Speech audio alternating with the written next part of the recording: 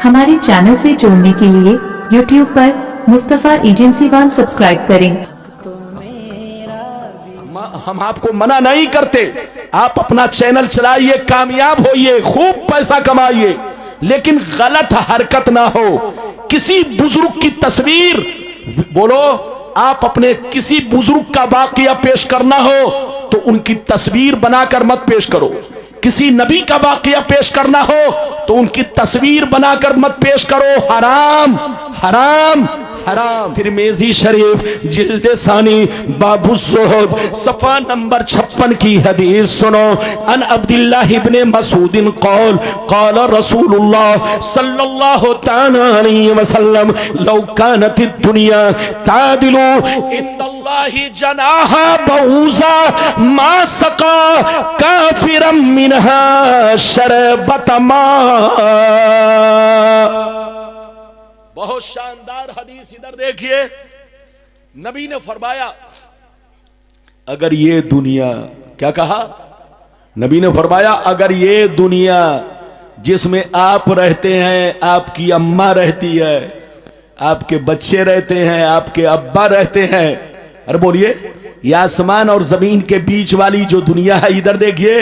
नबी फरमाते ये दुनिया अल्लाह के नजदीक मच्छर के पर के बराबर नहीं है।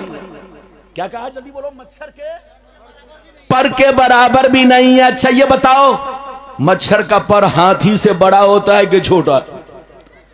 अरे बोलो, जोर से बोलो।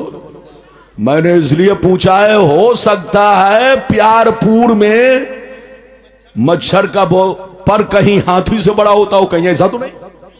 अरे जोर से बोलो, ऐसा तो नहीं है?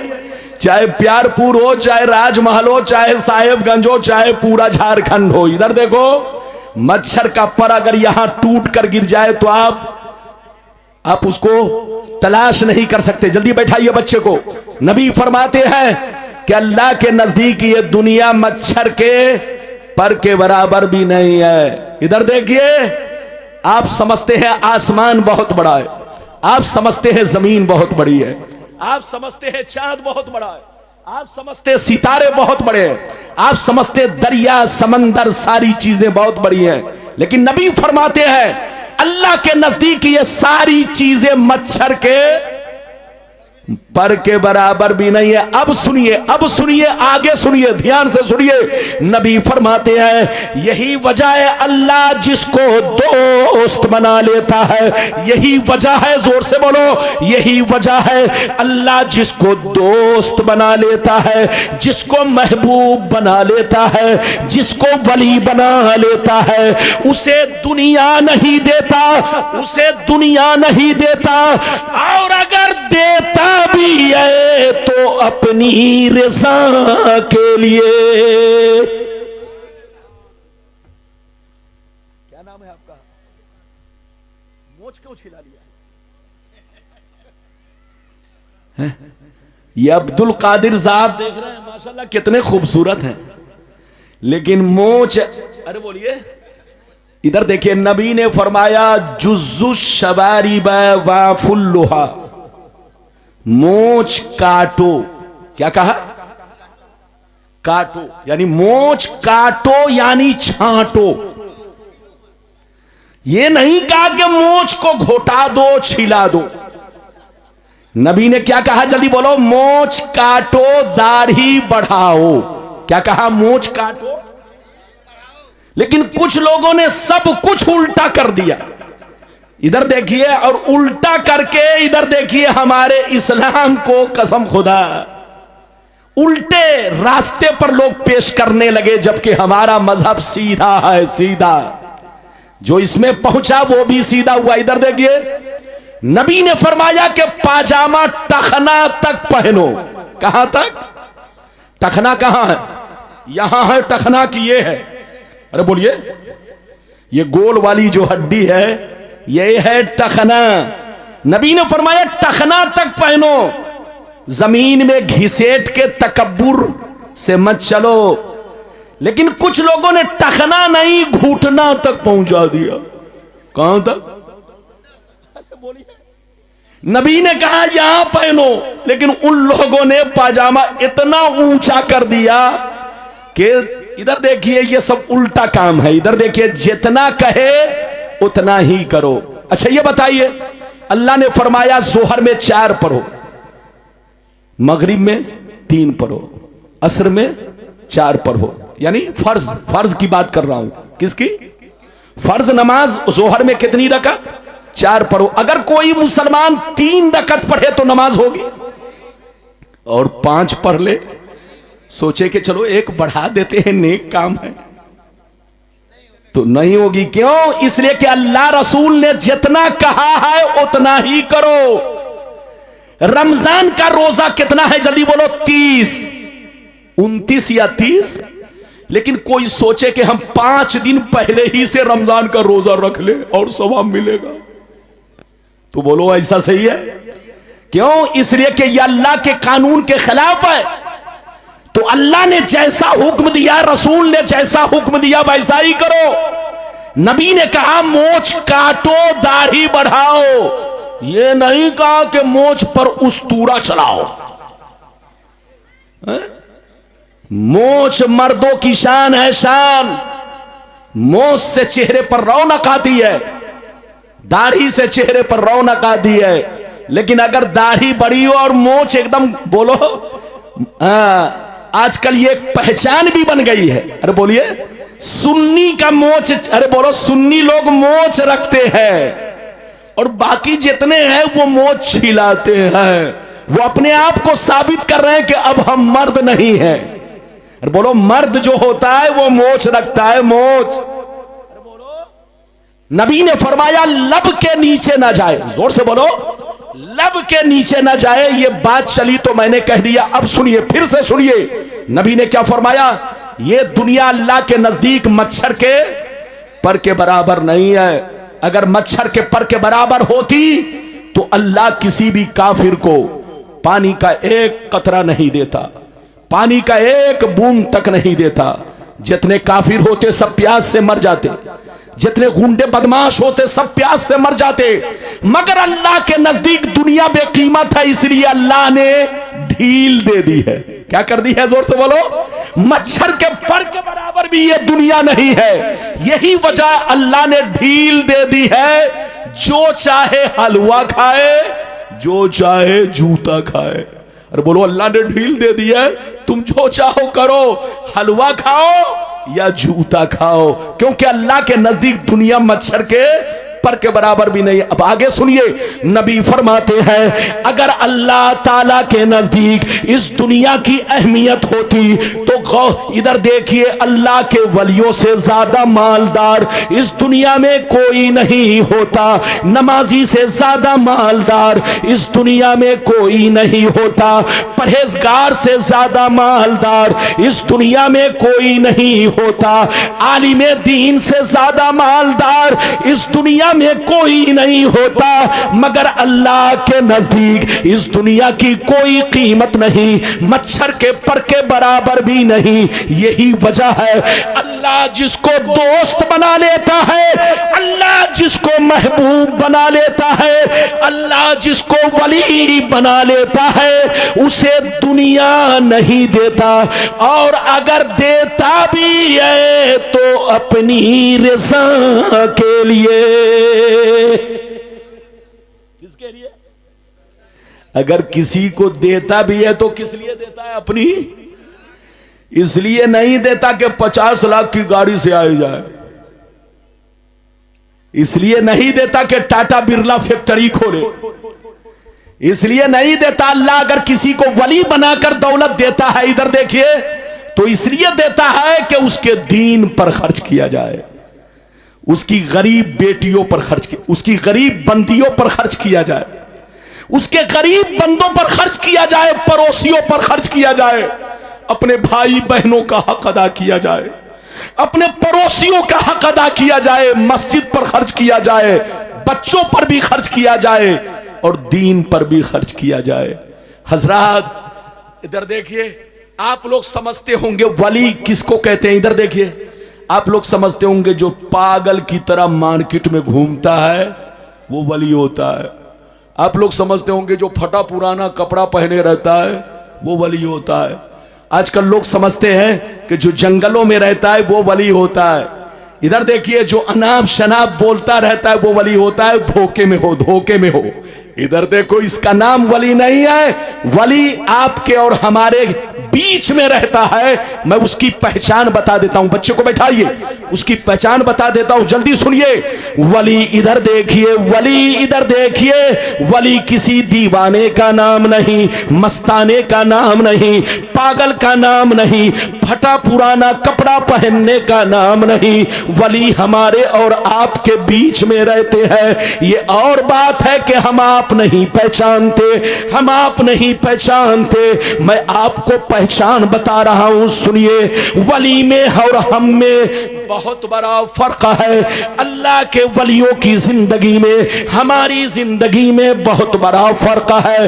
हम खाते हैं अपने लिए, पीते हैं अपने लिए, सोते हैं अपने लिए, जागते हैं अपने लिए, पैसे कमाते हैं अपने लिए। हम लोग जो कुछ करते हैं वो अपने लिए करते हैं, मगर अल्लाह का वली जो कुछ करता है वो अल्लाह की रज़ा के लिए।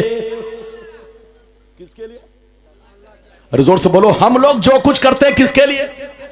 अपने लिए, अपनी बीवी के लिए, अपने बच्चों के लिए, अपनी बहनों के लिए, अपने भाइयों के लिए। मगर अल्लाह का वली कुछ भी दुनिया में करता है तो किसके लिए? जोर से बोलो, हाथ उठाकर। अल्लाह की रज़ा के लिए। इधर देखिए, आप लोग समझते होंगे, मजनू का नाम सुना है? अरे बोलो, सुना है? लैला मजनू का नाम सुना है? ए बाबू,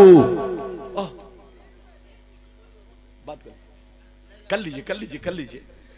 अगर चंदा देने आया है तो इजाजत है, और अगर इधर देखिए किसी और नियत से आए तो कोई और बात ना। अच्छा ये बताइए, लैला मजनू का नाम सुना है? 2 मिनट रुक जाइए, इधर देखिए, ध्यान से सुनिए। इधर देखिए, हजरत बायजीद बुस्तामी कहते हैं, बायजीद बुस्तामी, कि अल्लाह को पहचानना आसान है। क्या कहा? अल्लाह को पहचानना, मगर वली को पहचानना बहुत मुश्किल काम है। आसमान आपने देखा, अल्लाह को पहचान लिया। जमीन देखा, अल्लाह को पहचान लिया। दरिया समंदर को देखा, अल्लाह को पहचान लिया। पेड़ पौधों को देखा, अल्लाह को पहचान लिया। मगर बोलो, वली को पहचानना बहुत मुश्किल काम है। वली आपके साथ बैठा हुआ है, वली आपके साथ बात कर रहा है, वली आपके दस्तरखान पर खाना खा रहा है, वली आपके बिस्तर पर सोया है, लेकिन आप पहचान नहीं पा रहे हो कि वली है। अब यहीं पर आ जाइए, मजनू और लैला, फिल्मी दुनिया वालों ने उनको बदनाम करके रख दिया। इधर देखिए, आज हमारा मुसलमान बच्चा, बहुत सारे मौलवी भी, इधर देखिए, और मदरसे के कोई बच्चे, सब बच्चे यही जानते हैं कि लैला मजनू एक फिल्म का नाम है, और लैला मजनू एक आशिक और आशिका का नाम है। लेकिन इधर देखिए, आज की तकरीर में ध्यान से सुनिए, और हवाला भी लिखिएगा, हवाला लिख लीजिएगा, मैं अपनी तरफ से नहीं बोल रहा हूं। इधर देखिए, हजरते सरकार आला हजरत अजीमुल बरकत इमाम इश्क व मोहब्बत फतावा रज़विया जिल्द नंबर 6, अरे बोलो फतावा रज़विया, जोर से बोलो, जिल्द नंबर 6, पेज नंबर 210, जल्दी बोलो, पेज नंबर 210। आला हजरत फरमाते हैं कि जुनैद बगदादी ने कहा, क्या कहा सुनिए, जैसे कहा है वैसे ही मैं पढ़ के सुनाने जा रहा हूं। काला जुनैद बगदादी, इन्ना मजनून बनी आमिर कान मिन अहिब्बा इल्लाह ताला फसतरा शानहु बेजुनूनही बेलैला। ये मैंने आपको पूरी बात पढ़ के सुना दिया। सुनिए, जुनैद बगदादी फरमाते हैं, आला हजरत ने बताया, आला हजरत ने फतावा रज़विया जिल्द नंबर 6 पेज नंबर 210 पर आला हजरत ने फरमाया कि जुनैद बगदादी ने कहा कि हजरत मजनू अल्लाह के वलियों में, हजरत मजनू अल्लाह के महबूब हैं, हजरत मजनू अल्लाह के दोस्त है, हजरत मजनू अल्लाह के आशिक और दीवाने हैं, मगर लैला की मोहब्बत उन पर पर्दा पड़ी थी। अरे बोलो, उन्होंने लैला को सामने रख करके अपनी विलायत को छुपा रखा था, अपनी विलायत पर पर्दा कर रखा था ताकि दुनिया हमको परेशान ना करे। दुनिया समझ रही थी लैला से मोहब्बत कर रहे हैं, लेकिन जुनैद बगदादी कहते हैं, हजरत जुनैद बगदादी के हजरत मजनू अल्लाह के बहुत बड़े आशिक थे, बहुत बड़े दीवाने थे, अल्लाह के बहुत बड़े वली थे। वो जाहिर में अपनी विलायत पर पर्दा डालने के लिए उन्होंने लैला की मोहब्बत को पर्दा बना रखा था। ये मैं अपनी तरफ से नहीं बोल रहा हूं, आला हजरत ने फतावा रज़विया जिल्द नंबर 6 पेज नंबर बोलो 210 पर लिखा है, और इसको इमाम ज़रक़ानी ने मवाहिबुश शरीफा में नक्ल फरमाया है। मेरी तरफ देखिए, हजरत मजनू का नाम अदब से लिया करे, इज्जत से लिया करे, फिल्मी दुनिया वालों ने उनको बदनाम कर दिया है। वरना इधर देखिए, जाहिर में वो दुनिया समझ रही थी कि आशिक़े लैला हैं, लेकिन हकीकत ये वो आशिक़े इलाही है, अल्लाह के वली है, अल्लाह के दोस्त है। मजनू की इज्जत कीजिए, मजनू का एहतराम कीजिए, फिल्मी दुनिया वालों पर मत जाइए। जब नाम लीजिए तो कहिए मजनू रहमतुल्लाह ताला अलैह, हजरत मजनू रहमतुल्लाह ताला अलैह। आप लोग हैरत में मत पड़ेंगे। इधर देखिए, एक है नबूवत, जोर से बोलो, एक है नबूवत और दूसरी क्या है, जोर से बोलो, विलायत। नबूवत बताने की चीज है, जोर से बोलो, नबूवत बताने की चीज है, लेकिन विलायत छुपाने की चीज है। अल्लाह का वली अपनी विलायत को जाहिर नहीं करता, अल्लाह का वली अपनी विलायत को छुपाने की कोशिश करता है, मगर अल्लाह जब उन्हें मकबूल बनाना चाहता है तो उनकी विलायत जाहिर करवा देता है। वरना अल्लाह का वली अपनी विलायत को छुपाता है। तो विलायत में और नबूवत में फर्क यह है कि नबूवत बताने की चीज है और विलायत छुपाने की चीज है। ये बात चली तो मैंने कह दिया। मैं एक वाकया सुनाना चाहता हूं, इजाजत है? जोर से बोलो। लगता आप लोग थक गए। अरे बोलिए, थक गए? हाथ उठाओ, आगे पीछे वाले हाथ उठाओ। लेकिन मुझसे तो पूछिए कि मैं थक गया कि नहीं। अरे बोलो, मैं थका कि नहीं? अरे भाई, अल्लाह देख रहे, सावन भादो की तरह सावन। मौलाना सुल्तान साहब किधर गए? अल्लाह, मौलाना सुल्तान साहब तकरीर करके बहुत देर से थे, स्टेज पर चले गए। कोई बात नहीं, इधर देखिए, आप बैठे हुए सलाम पढ़ के जाइएगा। ज्यादा से ज्यादा 20 मिनट और तकरीर। टाइम बताइए, टाइम बताइए, जल्दी बताइए। 2:10, 2:30 बजे तक मेरी तकरीर, 3 नहीं, ट्रेन छूट जाएगी। अरे बोलिए, हमारी मां बहन बैठी है, सलाम पढ़ के जाइएगा। 20 मिनट या ज्यादा से ज्यादा 25 मिनट और बर्दाश्त कीजिए। इजाजत है? अगर इजाजत है तो बाबू लोग ऐसे नहीं, हाथ उठाकर बोलो सुभान अल्लाह, और जोर से बोलो सुभान अल्लाह। फिर से इस बात को सुनिए, अल्लाह जिसको वली बना लेता है, अल्लाह जिसको दोस्त बना लेता है, अल्लाह जिसको महबूब बना लेता है, उसे दुनिया नहीं देता, और अगर देता भी है तो अपनी रज़ा के लिए। किसके लिए? इधर देखिए, हदीस सुनाऊंगा लेकिन 5 मिनट के बाद। 2 बुजुर्ग का बड़ा अच्छा वाकया सुनाना चाहता हूं, इजाजत है? अरे बोलिए, 2 बुजुर्ग का वाकया सुनाना चाहता हूं, इजाजत है? इजाजत है ना? बच्चे को बैठाइए, बच्चे को गोद में बैठा लीजिए। बेटा बोसो बोसो बोसो, हाँ, जाने दीजिए, जाने दीजिए, अम्मी के गोद में जाके बैठ जाए, है कि नहीं? किसी का भी बच्चा उठे तो उसको अपना बच्चा समझिए, डांटिए नहीं। मेरा काम है बैठाना। अरे बोलिए, मेरा काम है सबको बैठाना। मेरी तरफ देखिए, इजाजत है? जल्दी बोलो, इजाजत है? इधर देखिए, ध्यान से सुनिए। दो बुजुर्ग थे, दोनों में बड़ी गहरी दोस्ती थी। एक बुजुर्ग दरिया इस पार रहे थे और दूसरे बुजुर्ग, जोर से बोलो, दरिया, दोनों में बड़ी गहरी दोस्ती थी। इस पार वाले बुजुर्ग ने एक दफा खीर बनाई। क्या बनाई? बहुत टेस्टी खीर। गौर से सुनिए, बहुत टेस्टी खीर बनाई। खीर बनाने के बाद अपने मुरीद को बुलाया। किसको? कहा इधर आओ, ये खीर मैंने अपने दोस्त के लिए बनाई है। जाओ दरिया उस पार जाओ, खीर लेकर जाओ, मेरे दोस्त को मेरा सलाम कहना और उनसे कहना कि आपके दोस्त ने आपके लिए खीर बनाकर भेजा है।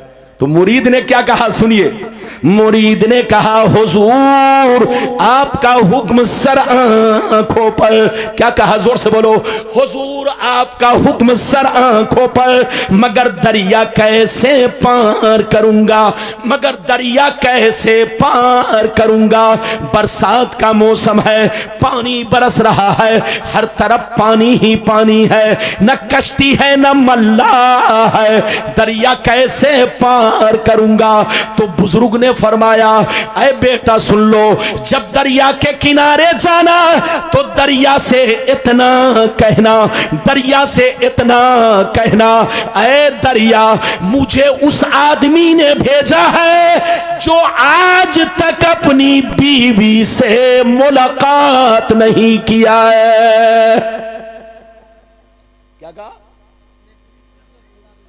दरिया के किनारे जाना तो दरिया से ये कहना कि मुझे उस आदमी ने भेजा है जो आज तक अपनी बीवी से मुलाकात नहीं किया है। मुरीद जब सुना तो सर पकड़ करके सोचने लगा। कहा या अल्लाह, हजरत की शादी हो गई है, कई कई बच्चे हैं और हजरत इस तरह की बात कर रहे हैं। बात तो खोपड़ी में नहीं आ रही, बात तो खोपड़ी में नहीं आ रही, हजरत इस तरह की बात कर रहे हैं। इधर देखिए, ये वाकया जो मैं सुना रहा हूं, आला हजरत के मलफूजात हिस्से अव्वल पेज नंबर 93 है ना। अब मार्केट में जाकर देख लीजिए, आला हजरत ने खुद अपनी जबान मुबारक से इस वाकया को बयान फरमाया। गौर से सुनिए, ध्यान से सुनिए। तो मुरीद जैसे सुनता है, कहता है या अल्लाह, दिल ही दिल में सोचता है कि या अल्लाह, हजरत की शादी हो गई है, हजरत साहिब औलाद हैं और इस तरह की बात कर रहे हैं। बात तो समझ में नहीं आई। लेकिन इधर देखिए, बुकरात नहीं था, मुअद्दब था, बड़ा शरीफ था। पीर साहब से बुकराती नहीं की, बुजुर्ग से बुकराती नहीं की। कैसा क्यों? आपकी तो शादी हो गई है, बच्चे, आप ऐसा क्यों कह रहे हैं? ये सब नहीं पूछा, बल्कि पीरो मुर्शिद और अल्लाह के वली का हुक्म मानकर दरिया के किनारे पहुंचा। गौर से सुनिए, जैसे दरिया के किनारे पहुंचा, कहा है दरिया मुझे उस आदमी ने भेजा है जो आज तक अपनी बीवी से मुलाकात नहीं किया है, उनका हुक्म है कि रास्ता दे दे। जैसे इतना कहा, पानी बीच में दीवार बनकर खड़ा हुआ, रास्ता बना, ये इस पार आ गया। गौर से सुनिए, इस पार आ गया। जैसे पहुंचा तो देखा एक दुबला पतला कंबल ओढ़े हुए बुजुर्ग सर झुकाकर बैठे हुए। ये करीब पहुंचे, कहा अस्सलाम वालेकुम। उन्होंने कहा वालेकुम सलाम, तुम कौन हो, कहां से आए हो, क्या बात है? कहा सरकार मुझको डांटिए बात, मैं खुद से नहीं आया हूं, आपके दोस्त ने मुझको भेजा और आपको सलाम कहा है और ये खीर बनाकर दिया है। गौर से सुनिए, जैसे दोस्त का नाम सुना, आपने मुस्कुराकर फरमाया बैठ जाओ, बिस्मिल्लाह किया, हाथ धोया और खीर खाना शुरू कर दिया। जब खा चुके तो नौजवान कहने लगा सरकार अब इजाजत दीजिए ताकि मैं अपने घर को जाऊं। हजरत ने कहा जाओ, इजाजत है। कहा सरकार जाऊं कैसे, जाऊं कैसे, दरिया लबालब है, बरसात का मौसम है, पानी बरस रहा है, उधर से आ तो गया, उधर से आ तो गया, मगर इधर से जाऊं कैसे। तो अब सुनिए इन्होंने क्या कहा, इन्होंने क्या कहा सुनिए। इन्होंने कहा ऐ बेटा सुन लो, अब दरिया के किनारे जाना तो दरिया से इतना कहना, ऐ दरिया मुझे उस आदमी ने भेजा है जो 30 साल से कुछ भी नहीं खाया है। अब यह आदमी सोचा या अल्लाह पहले वाले हजरत की बात तो कुछ मानने की भी है, लेकिन ये दूसरे वाले हजरत ने अभी तो खीर खाई, अभी तो, और कह रहे हैं 30 बरस से कुछ नहीं खाया। खोपड़ी में बात तो आने की है नहीं। अल्लाह के वली की बात उसको समझ में नहीं आई, मगर इधर देखिए हुक्म मानकर दरिया के किनारे गया। गौर से सुनिए, बस 20 मिनट और तकरीर होगी, ध्यान से सुनिए। दरिया के किनारे पहुंचा, कहा ऐ दरिया मुझे उस आदमी ने भेजा है जो 30 बरस से कुछ नहीं खाया, उनका हुक्म है कि रास्ता दे दे। जैसे इतना कहा, दरिया का पानी 20 से छठा दीवार की तरह खड़ा हुआ, रास्ता बना, ये इस पार आ गया। गौर से सुनिए, जैसे इस पार आया तो वही बुजुर्ग जिन्होंने खीर देकर भेजा था इस पार खड़े होकर मुस्कुरा रहे थे। ये नौजवान जब करीब पहुंचा तो कहा अस्सलाम वालेकुम। उन्होंने कहा वालेकुम सलाम। बेटा क्यों परेशान हो? कहा सरकार परेशान करने वाली बात तो है, आपकी शादी हो गई है, आप साहिब औलाद हैं, कई बच्चे हैं, आपने फरमाया आज तक बीवी से मुलाकात नहीं किया। उन्होंने मेरे सामने खीर खाई और कह रहे 30 बरस से कुछ नहीं खाया, ये परेशान करने वाली बात तो है। तो हजरत ने कहा बेटा होश में आओ, मेरा मकसद तुमको परेशान करना नहीं है, मेरा मकसद तुमको परेशान करना नहीं है, बल्कि मेरा मकसद तुम्हारी जिंदगी में इनकलाब पैदा करना है, मेरा मकसद तुम्हारी आंखों से पर्दा हटाना है। ऐ बेटा सुन ले, ना तो मैंने आज तक कोई काम नफ्स के कहने पर किया है, न उसने आज तक कोई काम नफ्स के कहने पर किया है। ऐ बेटा, जो नफ्स का गुलाम बन जाता है वो हर काम अपने लिए करता है, बीवी के लिए करता है, बच्चे के लिए करता है, लेकिन जो नफ्स को अपना गुलाम बना लेता है वो हर काम अल्लाह के लिए करता है, अल्लाह की रजा के लिए करता है। ऐ बेटा, मुझको शादी की जरूरत नहीं थी, मुझको बीवी की जरूरत नहीं थी, मुझको बच्चे की जरूरत नहीं थी, लेकिन यह काम मैंने इसलिए किया ताकि नबी की सुन्नत अदा हो जाए। और उसको खीर खाने की जरूरत नहीं थी, लेकिन थोड़ी सी खीर इस नीयत से खाई ताकि कुछ ताकत आ जाए और हम जम के अल्लाह की इबादत करते रहे, जम के अल्लाह को सजदा करते रहे।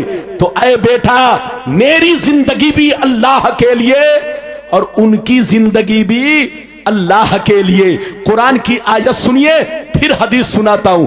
कुरान कहता है कुल इन्ना सलाती व नुसुकी व महयाया व ममाती लिल्लाहि रब्बिल आलमीन। कुरान कहता है ऐ रसूल, आप अपने गुलामों से कह दीजिए मेरी नमाज अल्लाह के लिए, मेरी कुर्बानी अल्लाह के लिए, मेरा जीना मरना अल्लाह के लिए। जब तुम लोग भी नमाज पढ़ो, रोजे रखो, कुर्बानी करो, कोई भी नेक काम करो तो अल्लाह की मोहब्बत में करो, दिखावे के लिए नहीं, शोहरत के लिए नहीं। हज करो तो अल्लाह की मोहब्बत में, नमाज पढ़ो तो अल्लाह की मोहब्बत में, रोजा रखो तो अल्लाह की मोहब्बत में, गरीबों की मदद करो तो अल्लाह की मोहब्बत में, सब काम अल्लाह की मोहब्बत में करो। दिल ही दिल में कहो सब तेरे लिए, सब तेरे लिए। जब कोई बंदा कहता है सब तेरे लिए तो रब कहता है तू है मेरे लिए। और अल्लाह ताला जिससे कह दे तू मेरे लिए है, वही वली है, वही अल्लाह का दोस्त है। अच्छा एक बात सुनिए, एक बात सुनिए,